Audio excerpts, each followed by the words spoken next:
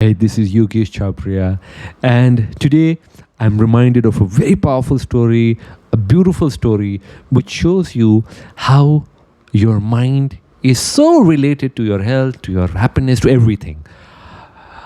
Once there was a teacher, and this teacher was very strict. He was one of those teachers. You might have had some such teachers in school too, and he was very strict with the children, and the students did not really enjoy. This teacher was one of those teachers who don't make learning fun, and the teachers hated his class, and the teachers were always thinking, what prank should we do, what should we do, because we don't enjoy his class. And this happens with a lot of teachers who don't make things fun. If you want people to learn, you should make learning fun, and that's how children learn, people young. Anyway, so now one day there was a very mischievous kid, and usually the mischievous kids are the most intelligent because they're using their mind. They have so much energy, they have so much potential. And this mischievous kid came up with a plan. And what was the plan? He went and told, there were 30 students in the class. He went and told all the students, he said, tomorrow let's activate this plan. And he shared a plan with them. Next day the teacher came, and this teacher never smiled. He was always angry, and he was always shouting at kids. He was always scolding the children. And he came in.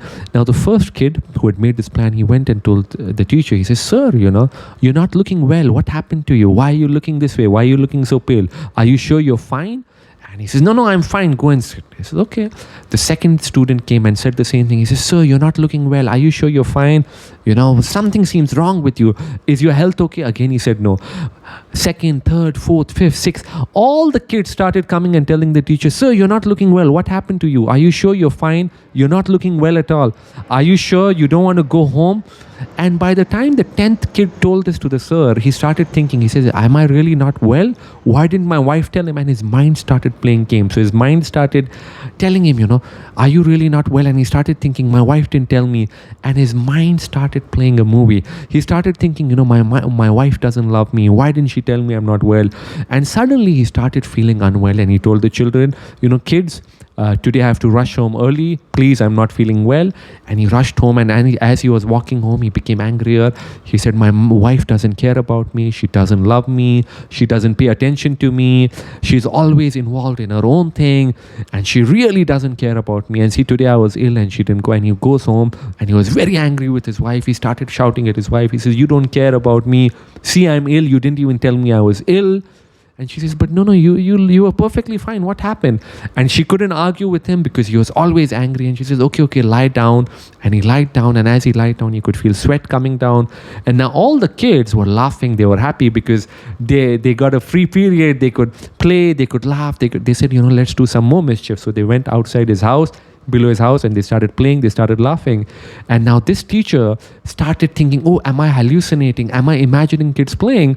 And the kids went home, and the parents didn't believe the kids that, they had got a break. And the next day, the parents came to the teacher's house. They said, sir, were you really unwell? He says, yes, I was unwell.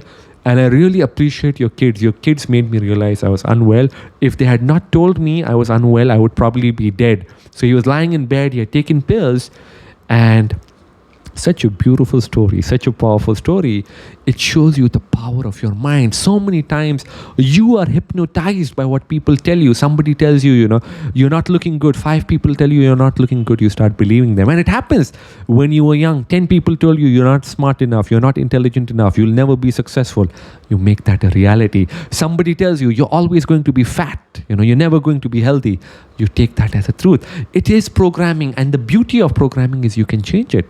That's why I tell people, I tell everybody in the Happionaire way, in the Happionaire family, surround yourself with people who support you.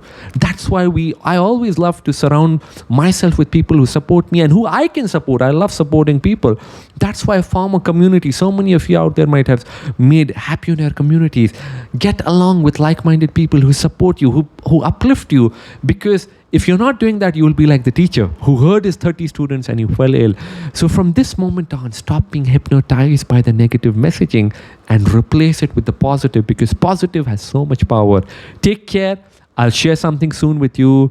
Best of luck. Lots of love to all of you, and enjoy yourself.